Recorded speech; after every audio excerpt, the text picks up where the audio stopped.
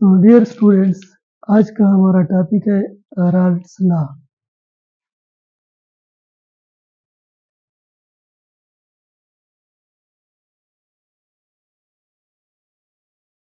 राल्ड्स law को समझने से पहले हमने थोड़ा सा डिस्कस करना है मोल फ्रैक्शन। मोल फ्रैक्शन क्या होता है? What is mole fraction?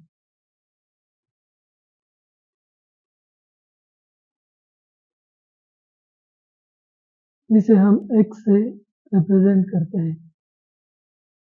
Let's suppose हमारे पास कोई सॉल्यूशन है या मिक्सचर है जिसमें दो कंपोनेंट मौजूद है, कंपोनेंट A और कंपोनेंट B। तो A जो कंपोनेंट है उसके नंबर ऑफ मोल्स है Na और B जो कंपोनेंट है उसके नंबर ऑफ मोल्स है Nb। तो XA जो है this is mole fraction of A का मोल फ्रैक्शन हम XA से रिप्रेजेंट करते हैं। ये क्या होता है? This is equal to number of moles of A divided by total number of moles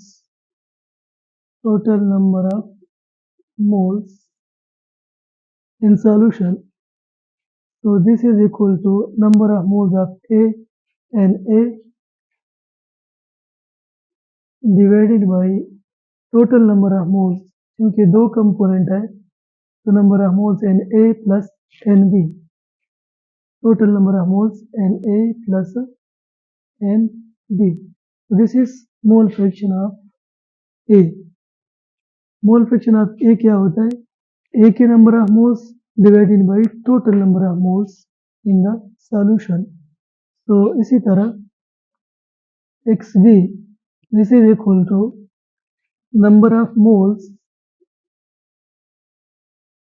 of B divided by total number of moles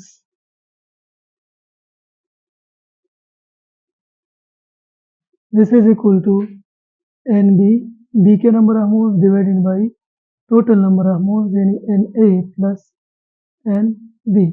तो XB क्या है? This is mole fraction of B, जो कि बराबर होता है इस सॉल्यूशन में जितने B के नंबर ऑफ मोल्स है divided by total number of moles present in the solution. तो हम डिफाइन कर सकते हैं किसी भी कंपोनेंट का मोल फ्रैक्शन सॉल्यूशन में वो इस कंपोनेंट के नंबर ऑफ मोल्स डिवाइड करे टोटल नंबर ऑफ मोल्स से, तो ये इस कंपोनेंट का मोल फ्रैक्शन होता है। तो it is the number of moles of a component divided by total number of moles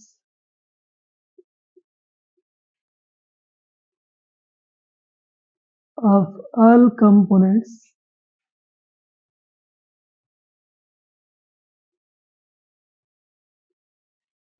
in mixture या solution। तो मोल फ्रैक्शन ऑफ A के number of moles divided by total number of moles, mole fraction of B के number of moles divided by total number of moles. Mole fraction के बारे में कुछ important point है उसको हम डिस्कस करते हैं।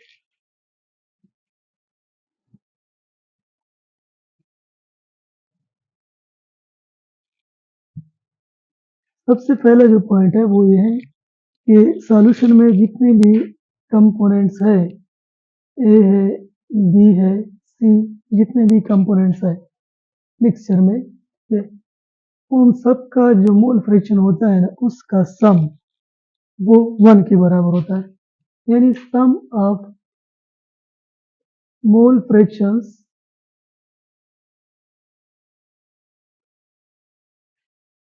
Of all components in mixture या solution this is equal to 1। आपके पास है दो कंपोनेंट ए और बी, तो ए का मोल फ्रैक्शन है XA और B का मोल फ्रैक्शन है XB। तो हमारे पास XA प्लस XB ये 1 के बराबर होगा। अगर C कंपोनेंट है तो उसका मोल फ्रैक्शन C होगा, फिर XA plus XB plus XC वो 1 के बराबर होगा। क्योंकि यहाँ पर दो कंपोनेंट है A और B, तो इन दोनों का जो मोल फ्रैक्शन है उसका सम 1 के बराबर है। सेकेंड पॉइंट ये है कि किसी भी सॉल्यूशन में जो एक कंपोनेंट है उसका मोल फ्रैक्शन हमेशा 1 से कम रहेगा। Mole fraction of any component in solution is always less than 1। किसी एक कंपोनेंट का मोल फ्रैक्शन 1 से हमेशा कम रहेगा, क्योंकि हम कहते हैं XA plus XB is equal to 1। तो अगर XA प्लस XB ये 1 के बराबर है, तो इसका अगर हम 1 लेते हैं तो इसको हम 0 रखेंगे ताकि इनका सम 1 के बराबर होगा। इसका मतलब है XB इस सॉल्यूशन में 0 है, यानी B मौजूद ही नहीं है, सिर्फ A मौजूद है। और XA जब 1 होता है तो B 0 हो जाता है, जिसका मतलब है it is pure A। Pure A का मतलब no solution, not a solution, ये सॉल्यूशन नहीं है। अगर सॉल्यूशन है तो ये 1 से कम रहेगा। इसी तरह XB जो है वो भी 1 से कम रहेगा। फॉर एग्जांपल ये 0.5 है, ये भी 0.5, ये 1 हो गया, ये भी 1 से कम, ये भी 1 से कम, इनका सम 1 के बराबर है। इसी तरह अगर ये 0.7 है तो ये क्या हो गया 0.3 होगा और इसका सम 1 के बराबर है। अगर ये 0.3 है तो फिर ये 0.7 होगा और सम 1 के बराबर होगा। यहाँ से एक और चीज क्लियर है। एक तो ये है कि XA this should not be equal to 1, XB should not be equal to 1। this is for solution। for solution के लिए दोनों कंपोनेंट जो है या जितने भी कंपोनेंट्स है उसका मोल फ्रैक्शन 1 से 1 नहीं होगा, 1 से कम होगा। यानी XA should be less than 1 and XB should be less than 1। दोनों कम होंगे 1 से, XA और XB दोनों 1 से कम होंगे सॉल्यूशन के लिए। पेवर कंपोनेंट जो है, कोई भी पेवर कंपोनेंट, उसका मोल फ्रैक्शन हमेशा 1 होता है। यानी पेवर A जो है इसके लिए XA ये 1 होगा, XA 1 होगा और B जो है वो 0 होगा, जिसका मतलब है ये सॉल्यूशन नहीं है, ये क्या है पेवर A है। यानी यहाँ पर हमने सिर्फ A रखा है, A, तो फिर इसका मोल फ्रैक्शन क्या होगा XA and this is pure A, pure A। अगर आपके पास पेवर B है, पेवर B, तो उसका मोल फ्रैक्शन भी ये है हमारे पास पेवर B। तो यहाँ इसका मोल फ्रैक्शन भी XB जो है वो भी 1 होगा। ठीक है, यानी अगर इसको 1 रखेंगे तो XA क्या हो गया 0 हो गया। यहाँ पर XA नहीं है, यानी A कंपोनेंट नहीं है, तो XB 1 के बराबर है। So this is pure B and this is pure A। लेकिन जब सॉल्यूशन होता है उसमें A कंपोनेंट भी है, B कंपोनेंट भी है, तो दोनों का जो मोल फ्रैक्शन है उसका सम 1 के बराबर है।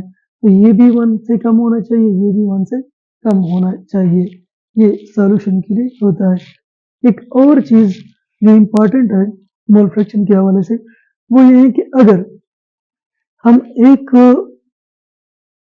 कंपोनेंट का जो मोल फ्रैक्शन है अगर हम उसको बढ़ाते हैं, यानी ये 0.5 से हमने 7 कर दिया, तो ये खुद ब खुद डिक्रीज हो जाएगा। अगर एक कंपोनेंट का मोल फ्रैक्शन हम बढ़ाते हैं तो दूसरे कंपोनेंट का मोल फ्रैक्शन ऑटोमेटिकली कम हो जाएगा।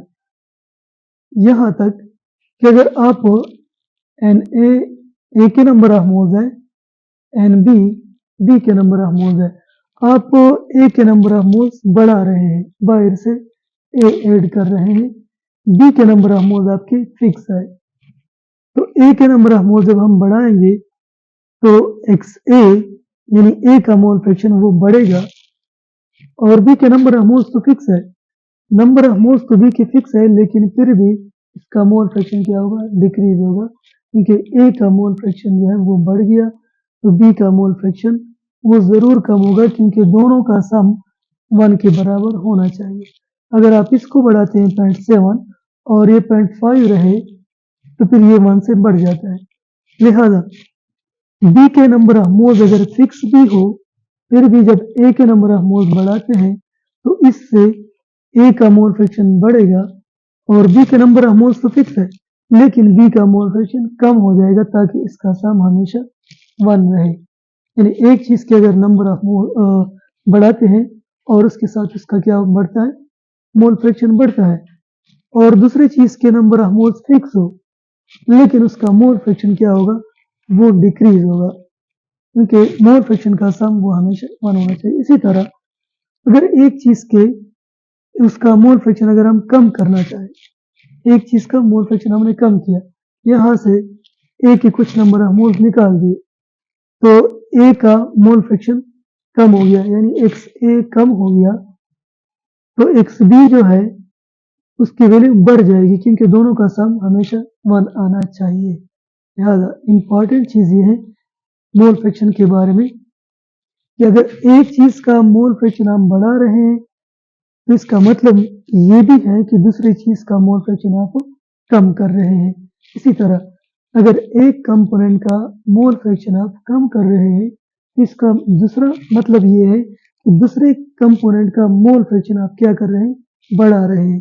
एक को आप कम कर रहे हैं तो दूसरे का मोल फ्रैक्शन वो खुद ब खुद बढ़ जाता है। एक का मोल फ्रैक्शन हम बढ़ा रहे हैं तो दूसरे का मोल फ्रैक्शन खुद ब खुद क्या होता है, कम होगा। तो ये है मोल फ्रैक्शन के बारे में कुछ इंफॉर्मेशन। आगे हम इसके बाद रॉलेट्स लॉ को डिस्कस करेंगे।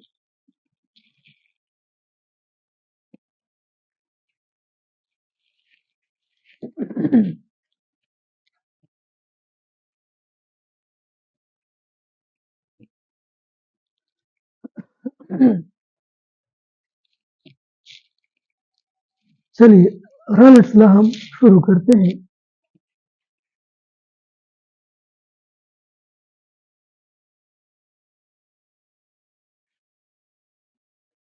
दिस इज रॉलेट्स लॉ जो है ये वेपर प्रेशर ऑफ सॉल्यूशन के बारे में।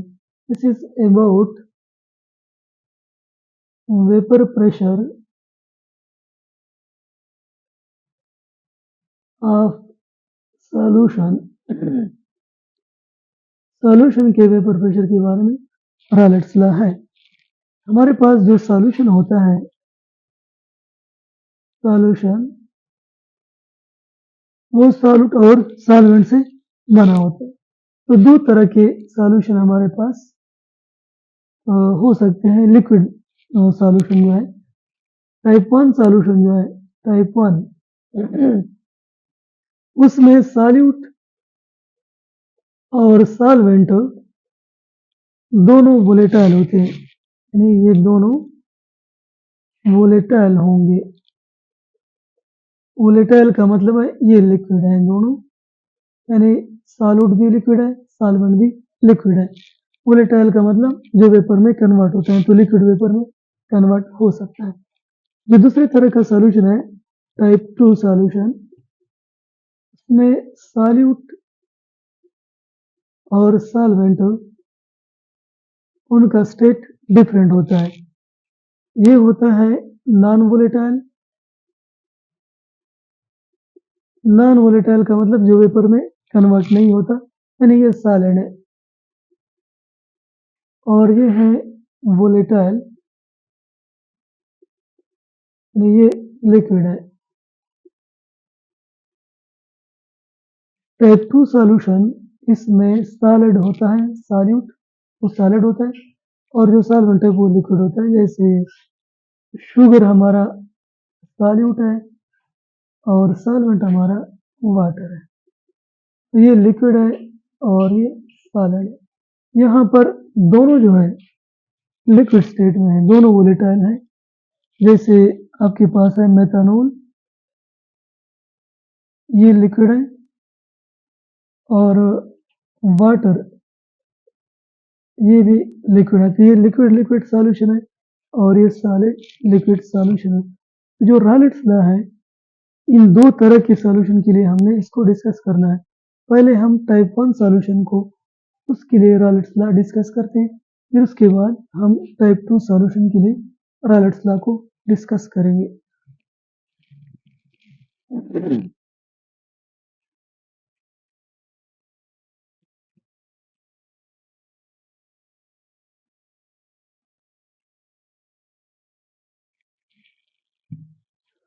तो Raoult's law for solution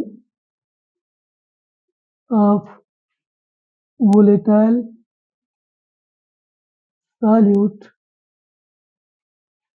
in a volatile solvent, यानी लिक्विड लिक्विड सॉल्यूशन के लिए रॉलेट्स लॉ हम एक्सप्लेन करते हैं। तो हमारे पास कोई सॉल्वेंट है, ए हमारा सॉल्वेंट है, ए, यानी सॉल्वेंट को हम हमेशा ए से रिप्रेजेंट करते हैं, और ये है हमारा सॉल्यूट, जिसको हम बी से रिप्रेजेंट करते हैं। दिस इज अ सॉल्यूट, दोनों लिक्विड स्टेट में मौजूद है, दोनों वोलेटाइल है, सॉल्यूट और सॉल्वेंट। जब हम इन दोनों को मिलाते हैं और इससे बनता है solution, this is a solution जिसमें ए और बी दोनों मौजूद हैं। तो रॉलेट्स लॉ ये कहती है कि यहाँ पर जो पेवर ए है, this is pure solvent, pure A, यानी ए हमारा सॉल्वेंट है, तो ये पेवर सॉल्वेंट है, and this is pure B pure solute. जो पेवर सॉल्वेंट है उसका जो वेपर प्रेशर है ये है P not A, P not A the vapour pressure of pure A, और जो पेवर बी है उसका वेपर प्रेशर है पी नॉट बी। जब इन दोनों को मिलाते हैं सॉल्यूशन बनता है, तो फिर ए का जो वेपर प्रेशर है वो है पी ए सॉल्यूशन में, और बी का जो वेपर प्रेशर है वो है पी बी। तो रॉलेट्स हमें ये समझाता है, रॉलेट्स लॉ, कि यहाँ पर जो ए का वेपर प्रेशर है P A not, P not A, ये ज्यादा है सॉल्यूशन में जो ए का वेपर प्रेशर है। यही ए और बी जब मिलाते हैं तो सॉल्यूशन बनता है। तो जब ये प्योर हालत में ए है तो उसका जो वेपर प्रेशर है पी नॉट ए वो ज्यादा है, लेकिन जब ये बी के साथ मिलता है सॉल्यूशन बनता है, तो फिर जो सॉल्यूशन में ए का वेपर प्रेशर है वो कम होता है इससे, पी नॉट ए से, यानी प्योर ए का जो वेपर प्रेशर है उससे। इसी तरह जो प्योर बी है उसका vapour pressure P not B है, लेकिन जब ए के साथ मिलता है और सॉल्यूशन बनता है तो सॉल्यूशन में बी का जो वेपर प्रेशर है अपना वो है पी बी। ये जो पी बी है, बी का वेपर प्रेशर सॉल्यूशन के ऊपर, तो ये कम होता है vapour pressure of B in the pure state. Pure state में जो बी का वेपर प्रेशर है पी नॉट बी, उससे ये कम होता है। यानी ओवरऑल क्या है कि पी नॉट ए ये ज्यादा होता है इस चीज से, पी ए से, और पी नॉट बी ज्यादा होता है पी बी से, वेयर पी नॉट ए जो है, P not A vapour pressure of pure A या vapour pressure of pure solvent, और पी नॉट बी जो है this is vapour pressure of pure B. Pure B का vapour pressure P not B है, pure A का vapour pressure P not A है। और P A क्या है? What is P A? P A this is vapour pressure of A in solution. जब solution बन जाता है उसके बाद उस सॉल्यूशन में जो ए का वेपर प्रेशर है वो है पी ए, और इसी सॉल्यूशन में जो बी का वेपर प्रेशर है वो है P B. And this is vapour pressure of B in solution. Solution के ऊपर जो बी का वेपर प्रेशर है वो है पी बी। और हमें ये समझाता है कि यहाँ पर ए का वेपर प्रेशर ज्यादा था, लेकिन जब ए के साथ बी मिला दिया तो ए का वेपर प्रेशर कम हो गया। इसी तरह ए और बी का वेपर प्रेशर भी ज्यादा था, लेकिन जब इसके साथ ए मिला दिया सॉल्यूशन बन गया तो बी का वेपर प्रेशर कम हो गया। तो सबसे पहले हम इसको समझते हैं कि क्यों यहाँ पर ए का वेपर प्रेशर ज्यादा है पेवर हालत में, बी का वेपर प्रेशर भी ज्यादा है, लेकिन जब इन दोनों को मिलाते हैं सॉल्यूशन बनता है तो ए का वेपर प्रेशर भी कम हो जाता है इससे, पेवर ए से, और बी का वेपर प्रेशर भी सॉल्यूशन में कम हो जाता है जो पेवर बी था उससे। तो ये पहले समझते हैं कि ये क्यों ऐसा होता है।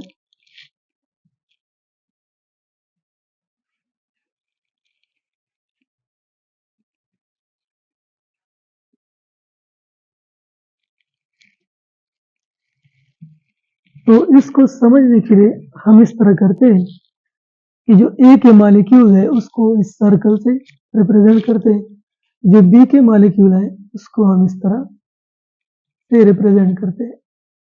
ठीक है, तो ये बी के मॉलिक्यूल, ये ए के मॉलिक्यूल। तो यहाँ पर पेवर ए है तो यहाँ सरफेस पर इस तरह ए के मॉलिक्यूल होंगे, और यहाँ पर भी इसी तरह ए के मॉलिक्यूल होंगे, लेकिन मैं सिर्फ सरफेस के मॉलिक्यूल को शो करता हूँ इसलिए यही सरफेस के मॉलिक्यूल्स वेपर में कन्वर्ट होते हैं और वो प्रेशर एग्जर्ट करते हैं, जिसे हम बोलते हैं वेपर प्रेशर, यानी एवोपोरेशन हमेशा सरफेस से होती है। इसी तरह जो बी के मॉलिक्यूल है उसको मैं यहाँ पर शो कर रहा हूँ सरफेस पर। तो ये बी के मॉलिक्यूल है, बी के सरफेस पर जो लिक्विड सरफेस है उसके ऊपर यहाँ पर भी इस तरह के मॉलिक्यूल होते हैं, लेकिन मैंने सिर्फ सरफेस के मॉलिक्यूल शो किए क्योंकि यही मॉलिक्यूल वेपर में जाते हैं और वो प्रेशर एग्जर्ट करते हैं पी नॉट बी। तो जब इन दोनों को मिलाते हैं तो यहाँ पर सॉल्यूशन बनता है। सॉल्यूशन में ये है आपके ए के मॉलिक्यूल सरफेस पर, और बीच में कहीं कहीं पे बी के मॉलिक्यूल भी आ जाते हैं। ये बी के मॉलिक्यूल है बीच में और कुछ ए के मॉलिक्यूल। अगर यहाँ पर देखें तो ए के मॉलिक्यूल ज्यादा थे सरफेस पर पेवर ए में, क्योंकि सिर्फ और सिर्फ ए के मॉलिक्यूल्स थे, तो यहाँ पर ज्यादा है ए के मॉलिक्यूल। तो अगर सरफेस पर ए के मॉलिक्यूल ज्यादा है तो ज्यादा वेपर में जाएंगे और ज्यादा प्रेशर एग्जर्ट करेंगे। लेकिन जब हम इसके साथ बी मिलाते हैं तब वो सॉल्यूशन में सरफेस के ऊपर ए के मॉलिक्यूल तो है, लेकिन कुछ ए के मॉलिक्यूल्स को रिप्लेस किया है इन बी के मॉलिक्यूल्स ने। ए के मॉलिक्यूल सरफेस पर कम हो गए और इसी वजह से जो ए का वेपर प्रेशर है वो भी कम हो जाएगा। इसी तरह पेवर बी में सरफेस पर सिर्फ बी के मॉलिक्यूल होते हैं तो वो एवापोरेट होते हैं और वेपर प्रेशर एग्जर्ट करते हैं पी नॉट बी। चूंकि सरफेस पर ज्यादा मॉलिक्यूल है, सारे के सारे बी के मॉलिक्यूल हैं, इस वजह से इनका वेपर प्रेशर भी ज्यादा होगा। लेकिन जब हम इनको मिक्स करते हैं तो अब ये है बी के मॉलिक्यूल, लेकिन जगह जगह पे ए के मॉलिक्यूल्स ने बी को रिप्लेस किया हुआ है, तो बी के मॉलिक्यूल भी सरफेस पर कम हो गए। इस वजह से बी का वेपर प्रेशर भी सॉल्यूशन में कम हो गया इसके मुकाबले में। तो यही कॉन्सेप्ट था। अब इसको मैथमेटिकली किस तरह रॉलेट्स ने प्रेजेंट किया है उसको हम डिस्कस करते हैं।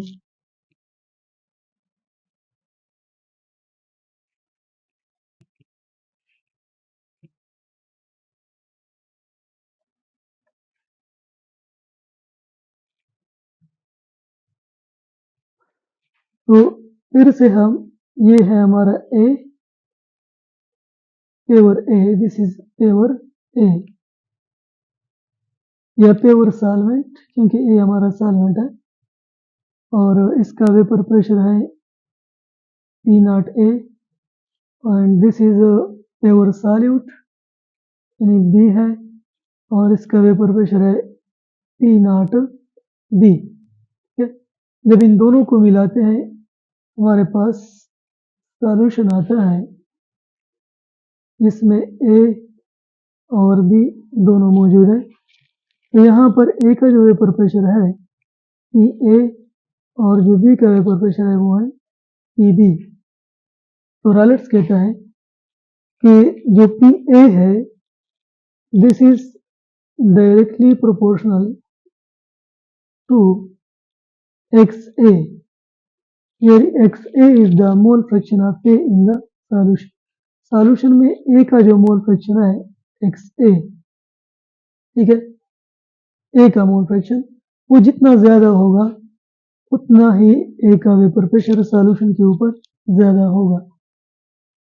तो इसी तरह हम लिख सकते हैं कि vapour pressure of B above the solution, this is directly proportional to mole fraction of B in the solution XB।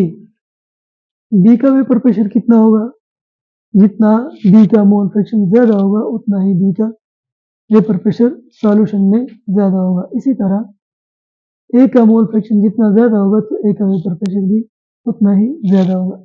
यहाँ से अगर हम प्रोपोर्शनलिटी साइन को हटाते हैं तो बनता है PA is equal to P0A into XA।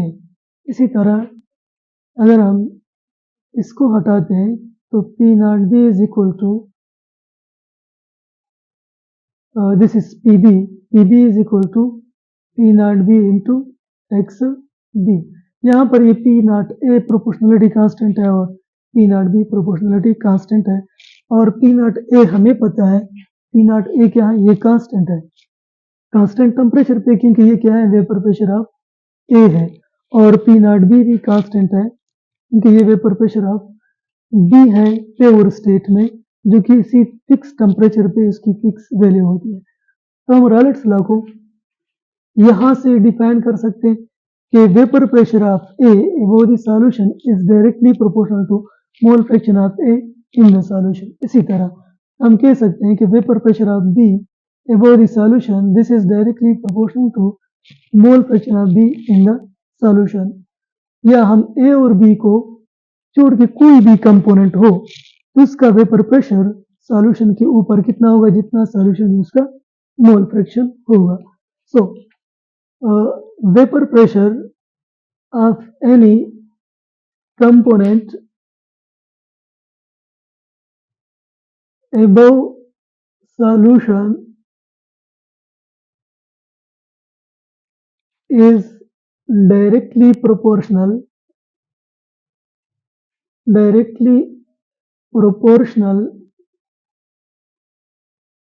to its mole fraction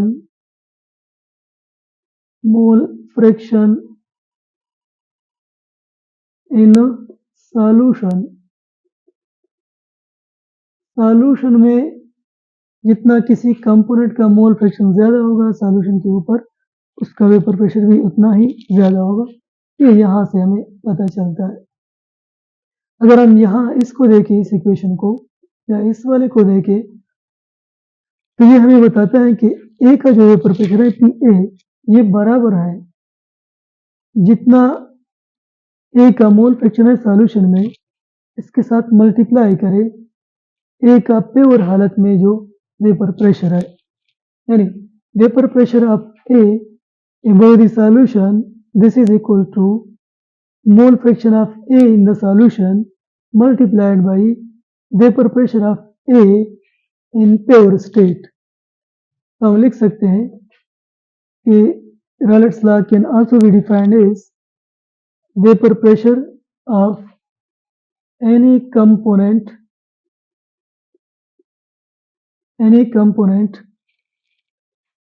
above solution is equal to mole fraction of that component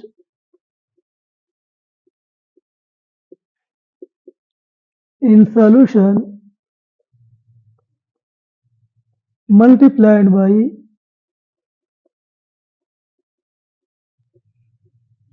vapour pressure of that component, उसी कंपोनेंट का वेपर प्रेशर प्योर हालत में, इन प्योर स्टेट। तो ये second definition है राल्स law की। Solution का vapour pressure क्या होगा? सॉल्यूशन में ए मौजूद है, बी मौजूद है। सॉल्यूशन के ऊपर ए का वेपर प्रेशर पी ए है, बी का वेपर प्रेशर पी बी है। तो टोटल वेपर प्रेशर ए और बी का ये क्या होगा? सॉल्यूशन का वेपर प्रेशर होगा, यानी P total this is equal to P solution. P का मतलब vapour pressure of solution, and this is equal to P A plus P B, P A plus P B. और ये Dalton's law of partial pressure के आयन मुताबिक है। तो total vapour pressure किसके बराबर होगा?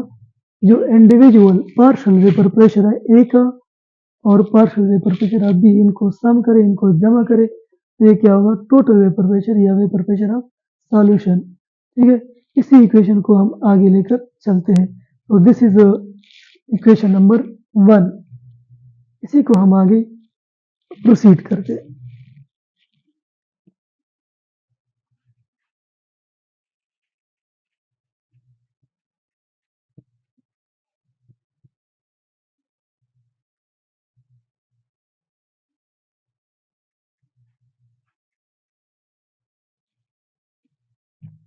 तो हमारे पास टोटल जो वेपर प्रेशर है पी टोटल, जिसको हम सॉल्यूशन का वेपर प्रेशर कह सकते हैं, this is equal to P A plus P B.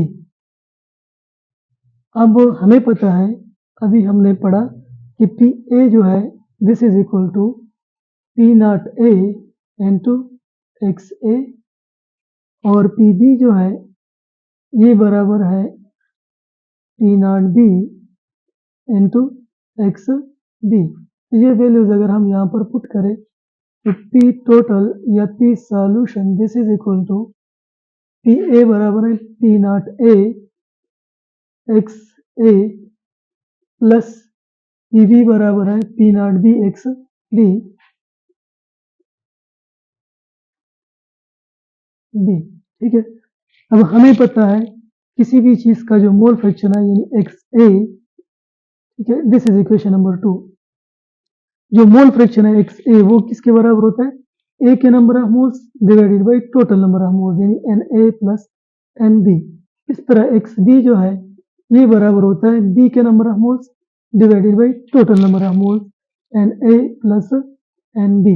अगर हम एक्स ए और एक्स बी की ये जो वैल्यूज है यहाँ पर पुट करें, एक्स ए में वैल्यू और एक्स बी के ये वैल्यूज यहाँ पर पुट कर दें, हमारे पास बनता है P solution is equal to P not A multiplied by X E की जगह, एक्स ए की जगह ये वैल्यू लगाएं, एन ए बटा N A plus N B, N A बटा N A plus N B plus P not B अपनी जगह, एन टू एक्स बी की जगह ये वैल्यू लगाएं, यानी N B divided by N A plus N B. तो ये है सॉल्यूशन का total vapour pressure, this is total vapour pressure of solution. चलिए इक्वेशन नंबर 2 को हम दोबारा से यहाँ से हम आगे प्रोसीड करते हैं। ठीक है, P solution this is equation number 2, ये वाला मैं दोबारा लिखता हूँ, P not A X A plus P not B X B. X A क्या होता है हमारे पास? एक्स ए की एक ये वैल्यू है, एक यहाँ से हम निकाल सकते हैं कि हमें पता है X A plus X B this is equal to 1, क्योंकि मोल फ्रैक्शन का जो सम है वो हमेशा 1 के बराबर होगा। यहाँ से एक्स ए को छोड़े, एक्स बी को इधर लाए तो ये माइनस हो जाएगा 1 माइनस एक्स बी। तो ये जो वैल्यू है एक्स ए की, ये वैल्यू हम यहाँ पर पुट करते हैं। So this is P solution is equal to P not A, X A की जगह क्या लिखेंगे 1 minus X B plus P not B into X B. ये इक्वेशन आ गया। हमने एक्स ए की वैल्यू यहाँ पर ये वाली वैल्यू पुट कर दी। अब इसको मल्टीप्लाई करेंगे इसके साथ और इसके साथ।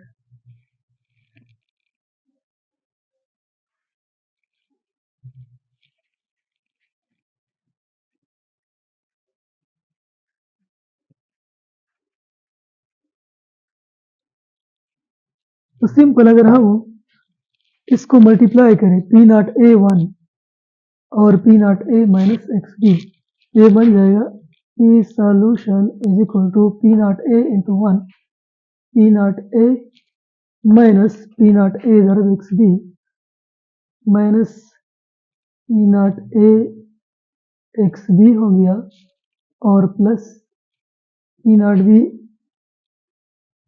Into X B, P not B X B. हमने सिंपल इसको मल्टीप्लाई कर दिया। अब रीअरेंज करते हैं, ये प्लस वाला पहले लिखते हैं, फिर ये और ये आखिर में लिखते हैं। ये हो जाएगा A solution is equal to P not B X B minus P not A X B plus P not A, क्योंकि हमने एक्स बी को कॉमन लेना है। एक्स बी यहाँ पर भी है, यहाँ पर, तो इसको कॉमन लेने के लिए हमने इसको तरजीह दिया। तो P solution is equal to P not B minus P not A और एक्स बी को कॉमन लिया हमने और प्लस पी नॉट ए। तो this is equation number 3। Equation number 3 हमारे पास आ गया। ये टोटल वेपर प्रेशर है सॉल्यूशन का। अगर हम इस इक्वेशन को देखें, ये स्ट्रेट लाइन इक्वेशन है, यानी ये y कंपोनेंट है आपका, y इज इक्वल टू, ये है m slope of the line और ये है हमारा क्वांटिटी जो x एक्सिस पर हम लेंगे और ये प्लस अपनी जगह and this is c intercept. y is equal to mx plus c, where m is the slope of the line, xb is the mole fraction of b, which we take on x-axis, and c is the intercept. Intercept is the point at which the graph it cut the y-axis. जहाँ पर graph y-axis को कटता है वहाँ ये intercept होता है वो वैल्यू।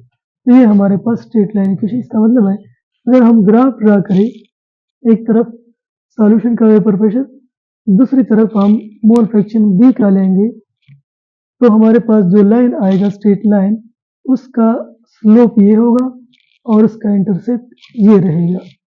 चलिए हम आगे देखते हैं कि अगर हम फर्ज करते हैं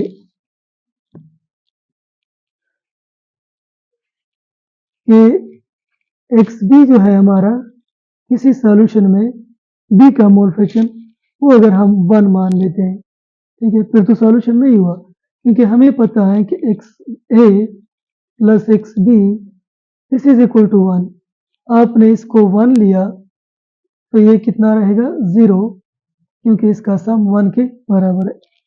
यानी अगर एक्स बी 0 है, सॉरी एक्स ए 0 है, सॉल्यूशन में ए मौजूद ही नहीं है, इसका मतलब है पेवर बी है, पेवर बी, यानी यहाँ पर अगर सिर्फ क्या है बी है तो बी का मोल फ्रैक्शन ये 1 रहेगा, ए मौजूद ही नहीं है। इसका मतलब है ये क्या है pure, this is pure B, ये पेवर बी है, पेवर सॉल्यूट है, ए इसमें मौजूद ही नहीं है, ये सॉल्यूशन नहीं है। तो अगर हम एक्स बी की ये वैल्यू 1 पुट करते हैं, एक्स बी की वैल्यू 1 पुट करते हैं यहाँ पर, तो ये हो जाएगा 1 और ये पी नॉट ए 0 हो जाएगा, क्योंकि एक्स ए 0 हो गया तो ए अगर मौजूद नहीं है तो ए का वेपर प्रेशर भी नहीं होगा।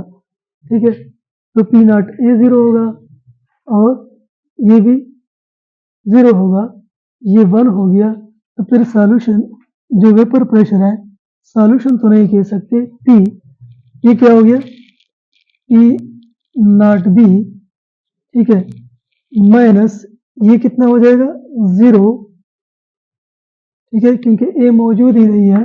अगर आप एक्स बी को 1 लेते हैं तो एक्स ए 0 हो गया, तो ए का वेपर प्रेशर भी नहीं कंसिडर करते, तो ये क्या है 0 और ये क्या है, हमने एक्स बी को 1 लिया है मल्टीप्लाइड बाई 1 प्लस ए मौजूद ही नहीं है तो ए का वेपर प्रेशर 0 लेंगे, तो इससे क्या आता है, P इज इक्वल टू P नॉट बी, और इससे भी पता चलता है कि ये क्या है, दिस इज पेवर बी है, यानी पेवर सॉल्यूट है, बी हमारा सॉल्यूट है। इसी तरह से अगर हम ए का मोल फ्रैक्शन वो 1 मानते हैं तो ये 1 हो जाएगा और ये 0 हो जाएगा। चलिए इस दफा हम ए का वेपर प्रेशर सॉरी ए का मोल फ्रैक्शन एक्स ए ये 1 लेते हैं, तो जब एक्स ए 1 है इसका मतलब है पेवर ए है, पेवर सॉल्वेंट है, यानी पेवर सॉल्वेंट है, ये आपने सिर्फ ए लिया हुआ है कंटेनर में, तो यहाँ इसका मोल फ्रैक्शन क्या होगा, 1 होगा, पेवर ए, सॉल्यूशन नहीं है, यानी हमारे पास x A plus X B ये 1 होता है। अगर आपने इसको 1 मान लिया एक्स ए को, तो ये एक्स बी कितना हो गया 0, क्योंकि इसका सम 1 के बराबर है। जब एक्स बी यहाँ पर 0 है तो बी का वेपर प्रेशर भी नहीं होगा, सिर्फ ए का वेपर प्रेशर होगा, और वो क्या होगा, चूंकि ये सॉल्यूशन नहीं होगा, इसका जो भी वेपर प्रेशर होगा ये होगा पी नॉट ए, क्योंकि बी मौजूद ही नहीं है तो ये पेवर ए है, और पेवर ए का वेपर प्रेशर क्या होता है, पी नॉट ए। तो यहाँ पर अगर हम इक्वेशन को देखें, आपने क्या करा है, एक्स बी को 0 रखा है, क्योंकि एक्स ए 1 लिया है तो एक्स बी 0 हो गया, तो यहाँ पर इसको 0 से मल्टीप्लाई करें तो हमारे पास जो वेपर प्रेशर है वो सॉल्यूशन का नहीं पेवर ए का होगा, तो हम इसलिए पी लिखते हैं, ये क्या हो जाएगा 0, क्योंकि पेवर ए है, बी मौजूद ही नहीं है, माइनस ये क्या हो जाएगा, पी नॉट ए, और एक्स बी कितना है, हमने कितना लिया एक्स बी 0, 0 प्लस ये पी नॉट ए है, ठीक है, तो 0 से इसको मल्टीप्लाई करेंगे तो ये 0 हो जाएगा, और इधर बचेगा पी नॉट ए, जिसका मतलब है वेपर प्रेशर क्या है, पेवर ए का है, so this is pure solvent या पेवर ए। अब तीसरा केस अगर हम ले लें, जिसमें दोनों एक्स ए और एक्स बी दोनों 1 से कम है, यानी एक्स ए ये 1 से कम है और एक्स बी वो भी 1 से कम है, तब ये सॉल्यूशन होता है जिसमें दोनों मोल फ्रैक्शन एक्स ए और एक्स बी ये लेस देन 1 है, so this is a solution. और फिर इस केस में ये वाला इक्वेशन हमारे पास बनेगा, एक्स बी की वैल्यू यहाँ पर पुट करेंगे, पी नॉट ए क्या है, vapour pressure of pure A, P not B क्या है, vapour pressure of pure B, ठीक है, इसकी वैल्यू पुट करके हम निकाल सकते हैं।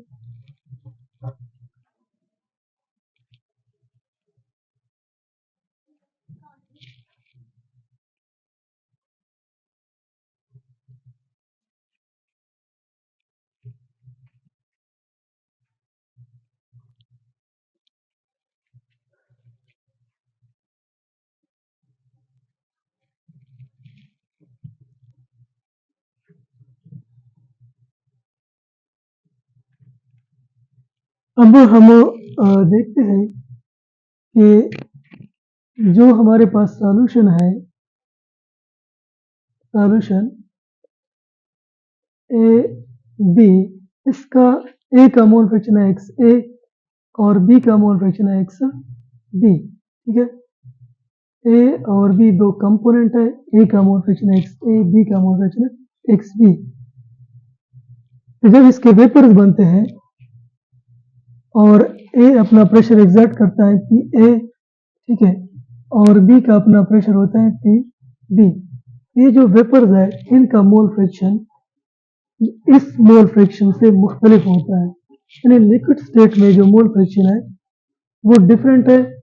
यहाँ पर जो मोल फ्रैक्शन है, अगर हम इसको रिप्रेजेंट करें वाई ए और वाई बी से, तो ये वाई ए डिफरेंट है एक्स ए से। एक्स ए क्या है? मोल fraction of A in liquid state, while Ya is the mole fraction of A in vapor state.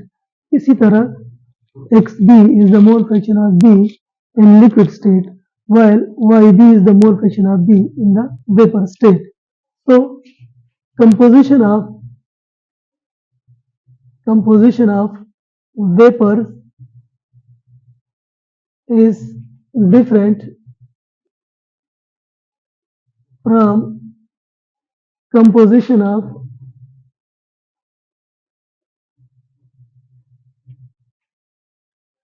liquid solution. जो लिक्विड स्टेट में सॉल्यूशन है उसकी जो कंपोजिशन है वो डिफरेंट है और वेपर स्टेट में उसकी कंपोजिशन डिफरेंट है। हम मानते हैं कि ए जो है हमारा ए कंपोनेंट ये है मोर वोलेटाइल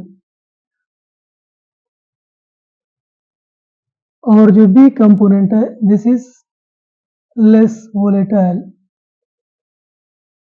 मोर वोलेटाइल का मतलब है ये जल्दी से वेपर में कन्वर्ट होता है और ये स्लोली वेपर में कन्वर्ट होता है, या सिंपली इसका हम कह सकते हैं इसका लो बॉइलिंग पॉइंट है। ए का क्या है? बॉइलिंग पॉइंट लो है, कम टेम्परेचर पे बॉयल होता है, और जो बी है इसका बॉइलिंग पॉइंट हाई है, ये हाई टेम्परेचर पे बॉयल होता है। ठीक है, तो जब ए और बी दोनों वेपर में कन्वर्ट होंगे तो ए जल्दी से वेपर में जाएगा क्योंकि इसका ये मोर वोलेटाइल है, और बी जो है वो स्लोली वेपर में कन्वर्ट होगा क्योंकि वो क्या है? वो लेस वोलेटाइल है। B is less volatile.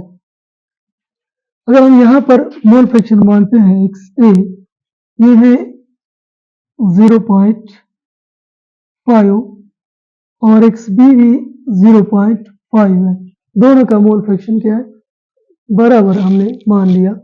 क्योंकि ए मोर वोलेटाइल है, ए के ज्यादा वेपर बनेंगे, बी के कम बनेंगे, तो जो वाई ए है, वाई ए ये ज्यादा होगा क्योंकि ज्यादा वेपर बनेंगे तो मोल फ्रैक्शन भी इसका ज्यादा होगा, तो ये बन गया 0.7।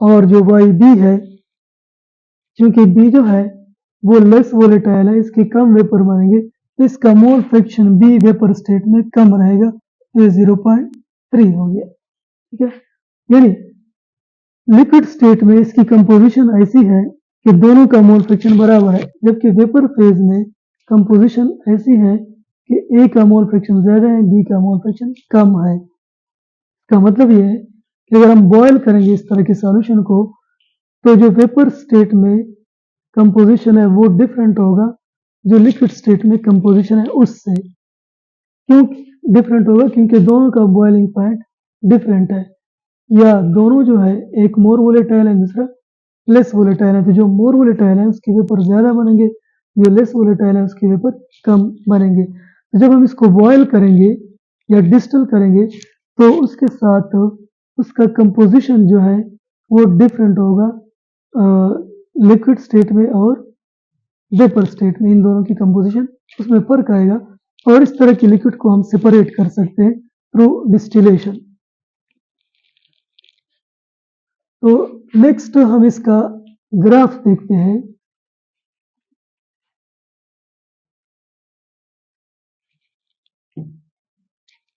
हमारे पास इक्वेशन है P solution is equal to P not B minus P not A into X B plus P not a.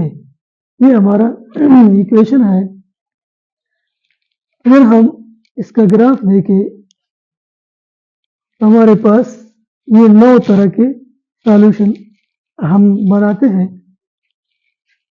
यहाँ पर हम लेते हैं वेपर प्रेशर ऑफ ए और यहाँ पर वेपर प्रेशर ऑफ बी लेते हैं। ठीक है, तो ये है एक्स ए का मोल फ्रैक्शन और यहाँ पर हम बी का मोल फ्रैक्शन रखते हैं एक्स बी। ठीक है, तो अगर हम एक्स ए को 1 मानते हैं यहाँ पर तो एक्स बी क्या हो गया 0, क्योंकि X A plus X B क्या होता है 1 के बराबर होता है। यानी X A plus X B this is equal to 1। अगर आप इसको 1 मानते हैं तो ये 0 हो जाएगा, सम 1 के बराबर। इसको अगर हम थोड़ा सा कम करते हैं 0.9 तो ये हो जाएगा 0.1। ये दूसरा सॉल्यूशन बनेगा। सॉरी, ये सॉल्यूशन है, ये वाला तो पेवर ए है। अगर हम इसको कम करते हैं 0.8, 0.2 ये दूसरा सॉल्यूशन, 0.7, 0.3 तीसरा सॉल्यूशन, 0.6, 0.4 ये और सॉल्यूशन है 0.5 नेक्स्ट सॉल्यूशन है 0.4, 0.6, 0.3, 0.7, 0.2, 0.8, 0.1, 0.9 और यहाँ पर ये 0 और ये 1 हो गया। तो ये जो हमारे पास कंपोजिशन है, यहाँ पर एक्स ए 1 है, एक्स बी 0 है, so this is pure A. और ये जो कंपोजिशन है जिसमें एक्स ए जो है वो 0 है और एक्स बी 1 के बराबर है, so this is pure B. Pure B है। हमने माना है कि ए जो है ये मोर वोलेटाइल है, यानी इसका बॉइलिंग पॉइंट कम है तो इसका वेपर प्रेशर ज्यादा होगा। ये जल्दी से वेपर में कन्वर्ट होते हैं तो ज्यादा वेपर बनेंगे, उसका वेपर प्रेशर भी ज्यादा होगा। लेट सपोज पेवर ए का वेपर प्रेशर ये है पी नॉट ए, यहां से यहां तक। जो बी है वो लेस वोलेटाइल है तो इसका जो वेपर प्रेशर है वो कम होगा। हम यहाँ पर पेवर बी का वेपर प्रेशर ये मानते हैं, this is P not be. चूंकि ये पेवर बी है, मोल फ्रैक्शन ऑफ बी जो है वो 1 है और मोल फ्रैक्शन ऑफ ए वो 0 है। ठीक है, तो ये जब हम जाते हैं यूं तो ए का मोल फ्रैक्शन कम होता जा रहा है। इसका मतलब है ए का वेपर प्रेशर भी कम होगा। इस सॉल्यूशन के लिए ये तो सॉल्यूशन नहीं है, प्योर ए है, इसका वेपर प्रेशर ज्यादा है। ए कम हो गया, बी आ गया, ए कम हो गया तो वेपर प्रेशर थोड़ा कम होगा। यहाँ पर ए और कम हो गया, वेपर प्रेशर और कम, तो यूं जाती है वेपर प्रेशर कम होके और आखिर में हमारे पास पेवर बी आएगा, ए 0 हो जाएगा तो वेपर प्रेशर ए का 0 हो गया। तो ये है पी ए का ग्राफ। ये यहाँ इस पोजीशन पर पेवर बी है। जब हम यू आते हैं तो बी का मोल फ्रैक्शन कम होता जा रहा है। इसका मतलब है बी का वेपर प्रेशर भी कम होगा, क्योंकि हमने पढ़ा है कि P A is equal to P not A X A, यानी P A is directly proportional to X A और पी बी जो है this is directly proportional to X B. तो अगर एक्स बी इस तरफ कम होगा तो बी का वेपर प्रेशर भी कम होगा। यानी यहाँ पर पेवर भी है तो वेपर प्रेशर ज्यादा है, बी कम हो गया थोड़ा सा, वेपर प्रेशर कम होगा, और भी कम हो गया, वेपर प्रेशर कम होकर यहाँ पर बी 0 हो गया तो वेपर प्रेशर भी 0 हो जाएगा। तो ये ग्राफ हम इसी तरह का ग्राफ ड्रा करते हैं। So this is P B का वेपर प्रेशर है। इन दोनों को अगर हम ऐड करें ए और बी का वेपर प्रेशर तो सॉल्यूशन का वेपर प्रेशर आता है। किसी भी पॉइंट पे अगर हम यहाँ पर देखें इसी पॉइंट पे इस कंपोजिशन के लिए या इस सॉल्यूशन के लिए ये है बी का वेपर प्रेशर, और यहाँ से लेकर यहाँ तक ये ए का वेपर प्रेशर है। अगर हम ए और बी का वेपर प्रेशर ऐड करते हैं तो यहाँ पर यानी इसको अगर हम उठाकर यहाँ रखते हैं, ये पी बी जो है इसको अगर हम उठाकर यहाँ रखें तो यहाँ से यहाँ तक ए का वेपर प्रेशर और ये बी का वेपर प्रेशर, तो ये P A plus P B होगा। यहाँ पर पॉइंट आएगा सॉल्यूशन का वेपर प्रेशर, इस सॉल्यूशन का ये वेपर प्रेशर रहेगा। अगर इन सबको ऐड करते हैं तो हमारे पास ये ग्राफ आता है सॉल्यूशन के लिए, यानी P solution this is equal to P A plus P B, ये सॉल्यूशन का वेपर प्रेशर है। क्योंकि हमने ऊपर पढ़ा है y इज इक्वल टू ये है m और ये हो गया x प्लस c क्या है, इंटरसेप्ट है, ये p नॉट a की जो वैल्यू है दिस इज c, ठीक है। और इस लाइन का सॉल्यूशन वाला जो लाइन है इसका जो स्लोप है वो ये है, ठीक है, ये नीचे जा रहा है ना, ठीक है, स्लोप नेगेटिव होगा क्योंकि पेवर बी का वेपर प्रेशर कम होता है पेवर ए से, ठीक है, ये कम है ये ज्यादा है तो ये नेगेटिव नंबर ज्यादा है, ये नेगेटिव होगा क्योंकि स्लोप ये नीचे जा रहा है। एक्स बी जो है मोल फ्रैक्शन ऑफ बी है, जो कि हमने एक्स एक्सिस पर लिया है।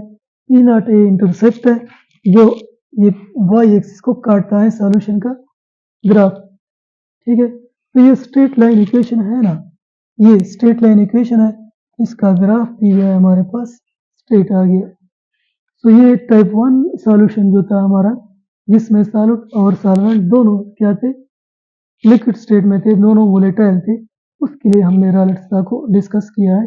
इंशाल्लाह अगले लेक्चर में हम डिस्कस करेंगे कि रायलेट्स लॉ कैसे वेपर प्रेशर को एक्सप्लेन करते हैं, तो उस सॉल्यूशन की जिसमें सॉल्यूट नॉन वोलेटाइल है और सॉल्वेंट जो है वो वोलेटाइल है। तो टाइप बी सॉल्यूशन या टाइप 2 सॉल्यूशन, उसके लिए रायलेट्स लॉ को हम डिस्कस करेंगे।